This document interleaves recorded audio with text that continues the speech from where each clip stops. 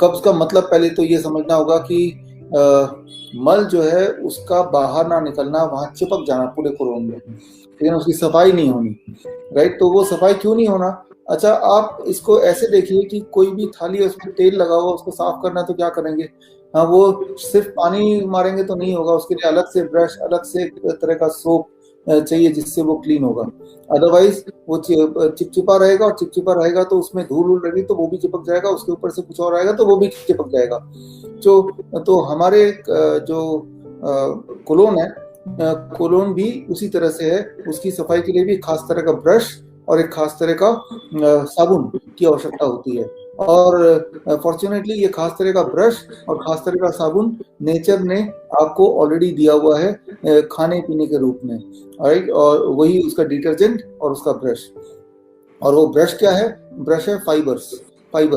जितने भी fruits and vegetables आपने नाम सुने हैं या देखा है कभी या खाया है, उसके अंदर वो ब्रश होता है, फाइबर होता है, उसी रेशियो में जिस रेशियो में बॉडी को चाहिए, राइट। Okay. तो और उसके अंदर वो केमिकल भी होता है, लाइव एंजाइम्स भी होते हैं उसी के अंदर।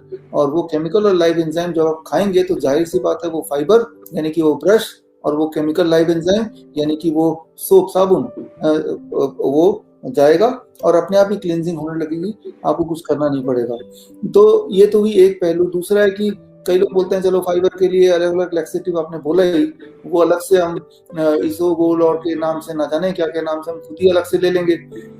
सिमिलरली वो जो केमिकल है उसके लिए भी इनो वगैरह कुछ और ले लेंगे। तो मिला जुला के वही चीज हम आर्टिफिशियली लेना चाहते हैं।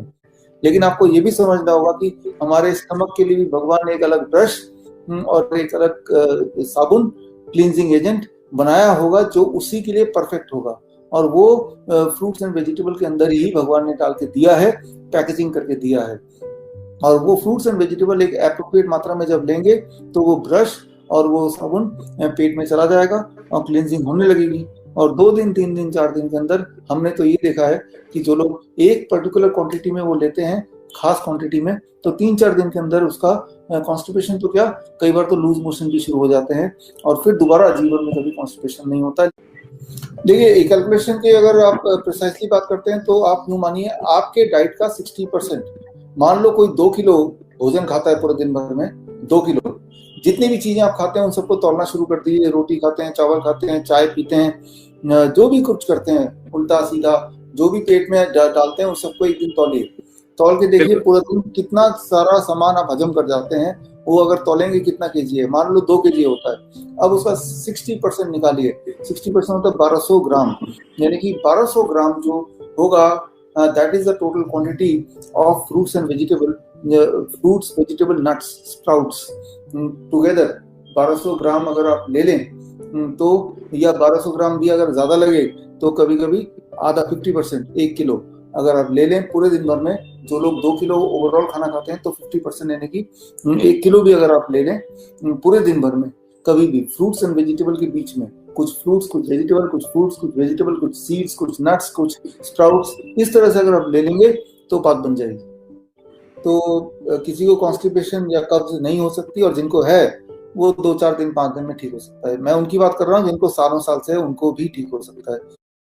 लेकिन वो ब्रश और क्लींजिंग एजेंट का सेवन, जैसे नहाते हैं हम, अरे कोई बोलता है कब तक नहाना पड़ेगा साफ रहने के लिए? भाई रोज ही नहाना पड़ेगा। एक बार नहाओगे तो एक बार साफ हो गए, फिर अगले दिन दोबारा हम नहाते हैं। ठीक उसी तरह से कब तक हमें इस तरह का भोजन लेना पड़ेगा? अरे भाई जब तक आप चाहते हो कि आपकी कॉन्स्टिपेशन दोबारा से ना हो तब तक। तो ये छोटा सा एक ओवरऑल व्यू है आपके सवालों के जवाब में।